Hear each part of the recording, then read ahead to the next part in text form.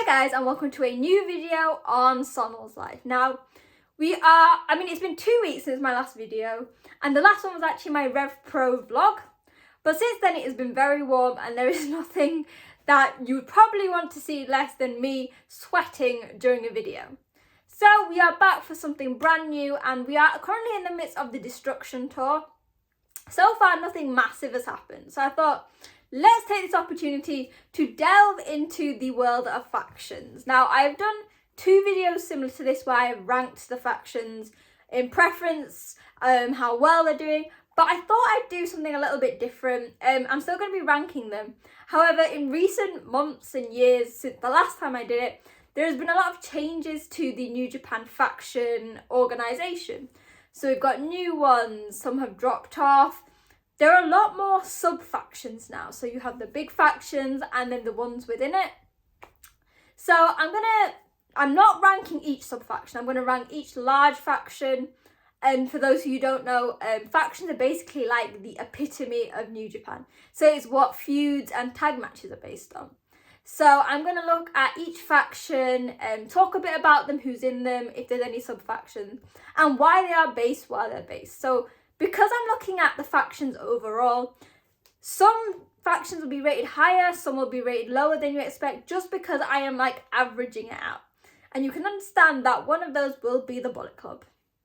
So yeah, let's get going. We're going to start with number 7, get to the top, and let's see if it's any different from my last video. So I think that number 7 is the same as the last video, and it always hurts me to say this, but at number 7 is Chaos. Now, Chaos was created by Shinsuke Nakamura when he was in New Japan. They were known as a heel faction. They had some of the best wrestlers in New Japan, and when Nakamura eventually left to go to WWE, it was taken over by Okada and eventually transitioned into a babyface faction. And you know what, so when I first started watching New Japan in 2018, they were my favourite faction and they were the most dominant faction. So at that time there was Goto, Okada, Yoshihashi, Yano, Sho, Yo, Will Ospreay and Jay. And I think 90% of the faction had belts. So I think they had the junior belt with Ospreay, the Intercontinental title with Goto, the Heavyweight Championship, the United States Championship, and also the Junior Tag titles. And throughout the years, they've had members. But out of pretty much most of the faction I'm going to talk about, they have lost the most members. It seems like nobody is loyal to Okada. And in recent years, so while I've been watching it, we've seen Jay White leave, Will Ospreay leave, Robbie Eagles leave, Gato leave, Sho leave. And it is due to the lack, I guess, of cohesion and image. Okada's a great leader. He works perfectly with all of the members who are still in the faction.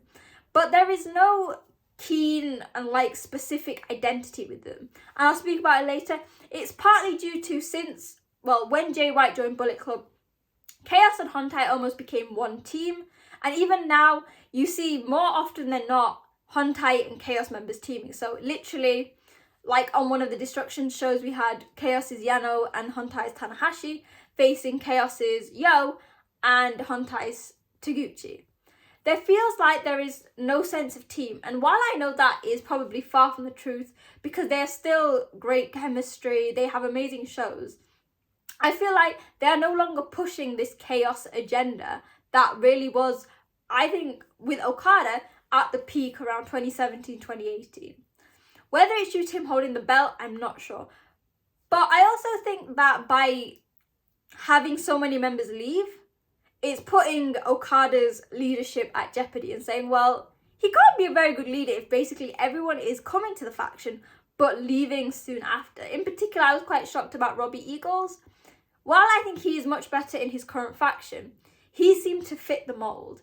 Because Chaos, and similarly to other factions, while they're counted as baby faces, they are not like the home team. They are willing to play dirty. They are willing to be much more tough and be about winning rather than the taking part, as seen by when they have G1 matches and things.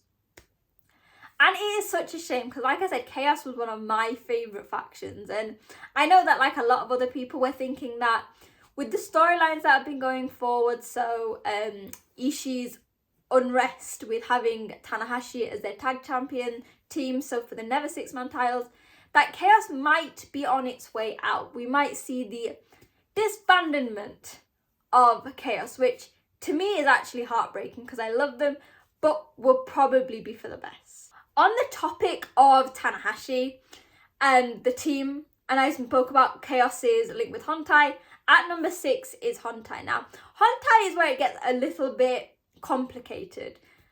Hontai is known as the home unit, so the New Japan unit, and it is basically like the base of the company. They have a lot of veteran stars, but it's also where the Young Lions are based. And the most famous, I guess you could say, it is Hiroshi Tanahashi, Taguchi Kushida. I think that's about it. They're like the mainstays, and then you've got the New Japan granddads, so Kojima, Nagata and Tenzan, they're also part of that. And Hontai is where it gets a little bit more complicated because we have now these sub-factions, which have become a lot more prominent in recent years, especially with like a lot of the other factions losing members.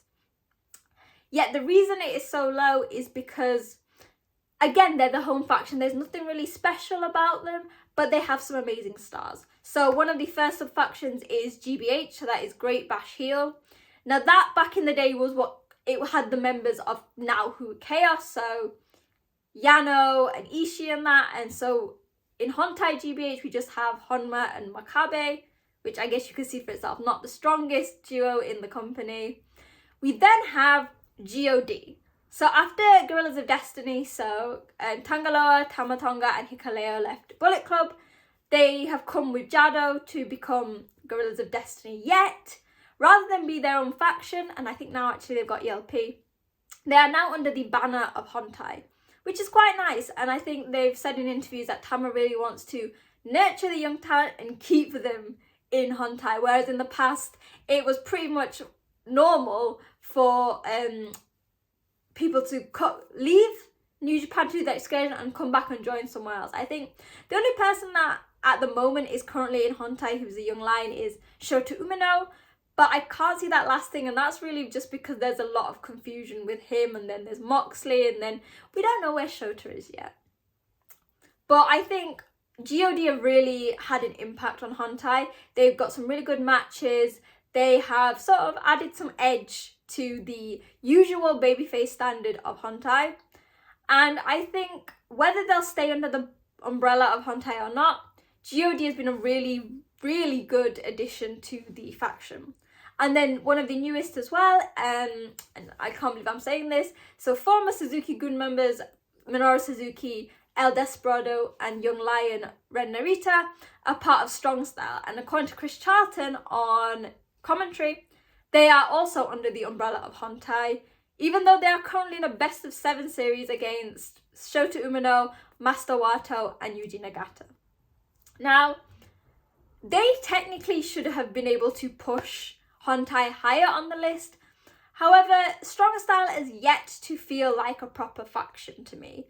Not just because there are only 3 of them, because GOD have proved that you don't need numbers. So just 5 guys who were just 4 guys before.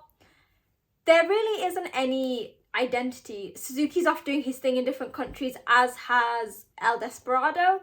And they've not really had a chance to shine as a team, apart from the very short Never 6-man tag championships that they had. Now, I never think Hontai is ever going to be at the top of anyone's faction list, but you know they're always going to be consistent. They are going to push the Young Lions. They're going to put on good matches, and they're going to be the crowd favourites. So there's nothing wrong with that, and that is why Hontai is at number 6. Now, at number 5, and this is quite ironic, but I think it works, we have just 5 guys. Now, if this was based on just personal preference alone, just 5 guys would pretty much be at the top of my list, because you know how much I love the likes of Sanada, Taka Michinoku Doki, Yoshinobu Kanemaru, and Taichi. Did I miss out Taichi? Sanada, Taka, Taichi, Kanemaru, and Doki. And at the helm of it, they are very good wrestlers. So you have the IWGP Heavyweight Champion, Taichi as the King of Pro Wrestling champion, and Doki and Kanemaru in themselves are very strong junior wrestlers. However, again, they are a very new faction, and despite Sanada and Taichi being champions, it feels like they're being pushed to the background of main storylines. They've not yet had the impact that they desire, and I'm also putting this in terms of like results and popularity. Although there are a lot of Just Five Guys towels, I feel like if people ask about factions within New Japan, Just Five Guys won't be at the top. However, remember, they were only basically created at the start of the year, so I wouldn't really expect them to be any higher. I mean, they're not going to add any more members because poor Taka Michinoku's already got Just Four Guys merch on, never mind Just Five Guys merch if they had another member. But I think they will continue to get stronger. They have a really strong sense of a bond. So while Suzuki-gun was very strong in the days, there was always a thing that even Despy said, like, him and Kanemaru would never really hang out. It was more like Kanemaru and Taichi, and like they have little off sections and off branches. Whereas I feel like this version of Just Five Guys is very strong. They're like a band of brothers. And there are some really good wrestlers. Taka Michinoku's in his 50s. I think in his 50s. I don't want to overestimate how old he is.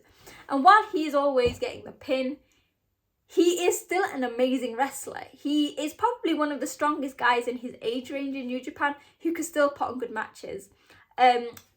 Obviously, Kanemaru is injured at the moment, but I can see him and Doki going for the junior tag titles. I have said this. By next year, I feel like Doki is going to be IWGP Junior Champion.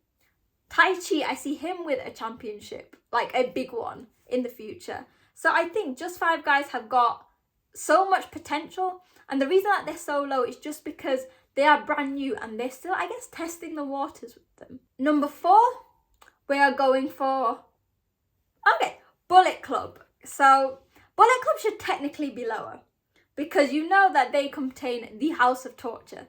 So Evil, Sho, Yujiro and Dick Togo. However, since David Finlay has taken over and created the War Dogs, which has Clark Connors, Dan Maloney, Alex Coughlin and Gabriel Kidd, they have really shined. They have got this new subunit in the faction that has been dominant. So 2 of them are holding the heavyweight tag titles, 2 of them are holding the junior tag titles, and Finlay is holding the Never titles.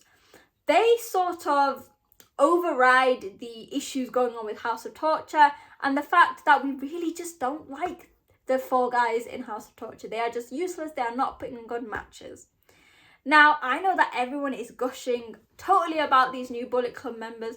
So why is it at number 4 for me?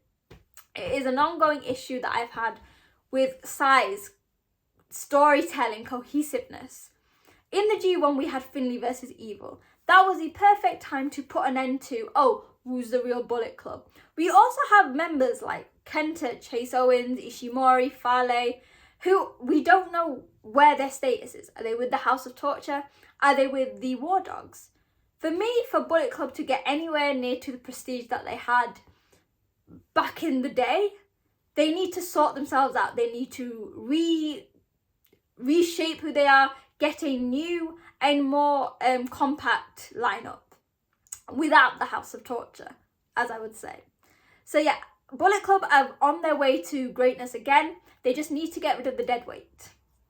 And that leads to number 3, who is TMDK. So one of the newest factions. Well, they're not one of the newest factions. They've been around for a while, but in New Japan. And that is frontman Zack Sabre Jr., Shane Haste, Mikey Nichols, Bad Guy Tito, Robbie Eagles, and the Young Lion. I was going to get this wrong. I was going to say Uiwa, but it is Fujita. Now, and I'm going to say it's like with Just Five Guys, they are a very strong faction. They have history with, so for example, Mikey and Shane and Zack in Noah.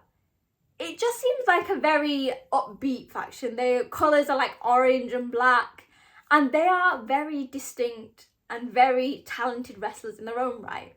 And they have the ability to basically take over the entire company. So we have Zack could go for any of the singles heavyweight titles. Shane and Mikey going after the heavyweight tag titles. Robbie Eagles is going for the juniors stuff, and once Fujita comes back, where he will fit in can determine whether we might have a junior tag team or another addition to the heavyweights. And what I love is they work so perfectly together, and in their matches each one of them is combining amazing wrestling and charisma and style, especially when it comes to guys like Shane Hayes. TMDK is a perfect example of a faction that is light-hearted and a lot of fun, but when they get in the ring, they are serious. They like to have fun, whether it's Shane coming out with a hat or them just messing about. But at the end of the day, they want results, and they are getting it, whether it is in tournaments or in matches or just earning the love and respect of the crowds. Again, like Strong Style and Just Five Guys, they are relatively new within New Japan, and I think that give it another year, they might be even higher. But for now, at number 3, TMDK sits very nicely. We are now on to the last two, so places 2 and 1, and we are left with Los Ingobernables de Japón and the Empire. Now, at number 2, Los Ingobernables de Japón. Right. LIJ have a very tough history. They have lost people, there have been betrayals, there have been people leaving. However, in my opinion, while I don't think they actually have any belts at the moment, they are still one of the best factions in New Japan. So we have Naito, Tsuji, Hiromu, Bushi, Tsuji? Did I say right? Let's start again. Naito, Shingo, Tsuji, Bushi, Hiromu, Titan. So 6 very strong wrestlers. Again, like TMDK, in every aspect of New Japan. The heavyweight division, they can go for the Never division, they've got the junior division, they've got tag teams galore that they can make. And what I like about LIJ is this very strong image. So they are tweeners, they are based on Los Ingobernables from CMLL, and they all have that special something about them. They all have a bit of lucha style. So even Tsuji, who is a fully fledged heavyweight, is flying around like a luchador. Obviously, the junior wrestlers, similar, we've got Titan now cementing that bond between Los Ingobernables and Los Ingobernables de Japón. And at the end of the day, they are loved so much by New Japan fans. You will always see the red light sticks, the banners, when Naito comes out, when they do the roll call. They are so loved. And sometimes I think with the success of factions, while belts matter and results matter, because it's all about the crowds, the fact that Los Ingobernables are so loved by everyone is one of the most important things, and why, even though it might be also personal because I love LIJ, they will always be, especially with the lineup they've got and with Naito, one of the most successful and most loved factions. They started as heels, those who really didn't have a place to fit and needed to find a new persona. Obviously, Stardust Juniors turned to the Ungovernable one with Naito. But now they have become tweeners, which allows them the freedom, like TMDK, to be the baby faces, but to also cheat, and crowds still love them for it. And obviously, we all know Naito likes to take the piss. So it's perfect in that sense, but also that they have the veterans, but are bringing in the new talent, like Tsuji and Titan. And if they continue to do that, they will continue to stay relevant, and LIJ could be forever. However, as much as I love Los Ingobernables de Japón, one faction has beat them and will probably be everyone's pick for the top faction, and there is his leader there. It is the United Empire. Now, I'll be honest, when the United Empire were first created, I was a bit on the fence. I didn't really know what to expect. The whole concept of United Empire and imperialism sort of shook me, and I didn't like the idea of them being heels. However, and I feel like I'm going to miss them because it's a huge faction, Will Ospreay, Great-O-Khan, Gideon Grey, Aussie Open, Jeff Cobb, Connor Newman, TJP and Francesco Kera are the strongest faction. Now, I know you're going to be like, Aussie Open aren't in New Japan anymore. Don't remind me. But they are still under the Empire banner. And just listing those names, they are some of the best in the world. And they are a faction that are probably, and I think even Cobb said this, while you used to see a crowd full of LIJ shirts, I feel like they have upped it and they have got more Empire shirts in the crowd, more green light sticks than I've ever would have expected. And do you know why it is? Because the collection of Empire wrestlers are perfect. I've said this with the other factions. They're wrestlers for everybody, wrestlers for every division. Singles, tag, junior, heavyweight, never. And again, they're bringing in new talent. We've just had Callum Newman come in. And on top of that, they are all people who respect the Japanese culture. Now, at the start, I feel like they didn't really know where they were going with the Empire. But now that they were becoming more popular, they've embraced it. You have got people who have been in Japan for years, who are brought up in the system. Ospreay, who sees the Japanese fans as his family. And what I like is that they have this power and this sort of passion as heels. But when they fight in the ring, and it's a contrast to people like the House of Torture, while they have their members at ringside, they will never get involved unless they have to.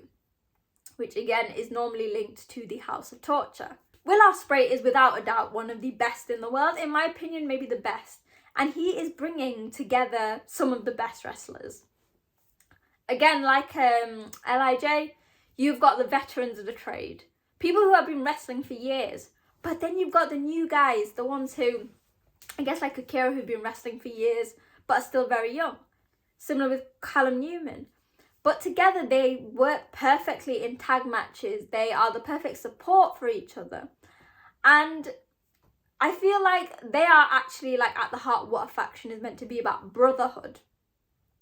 And there is no weak link within it. You need every member of the Empire. So yeah, that was my ranking. So we went from Chaos to Hontai to, I should probably remember this, Chaos, Hontai, Just Five Guys, Bullet Club, TMDK, Los Ingobernables de Japón, and the Empire. Now this can change. This will depend on results, on championships, how they're connecting with me and the crowd. But for me, at this moment, and has been for months, the Empire is firmly on the top. They are succeeding in every way and really connecting with the fans both abroad and in Japan, which is definitely hard to do, especially considering if you think there are no Japanese members within the Empire. So yeah, that was my list, and hopefully like it sort of gives you a bit more insight into what is happening with the factions right now. But make sure now to chat with me. Let me know your thoughts in the comments, on social media at wrestling_chat. What are your favourite factions? Do you think anything needs to change within the faction system of New Japan? And what do you anticipate from these different groups in the next coming months? So let me know, and as always, hit like, share with your friends, and hit subscribe. We've got some huge events coming up, including Royal Quest, which I'm going to. So make sure to even click that notification button so you are the first to know about my videos. So yeah, hopefully you guys enjoyed the video, and I'll see you soon. Bye!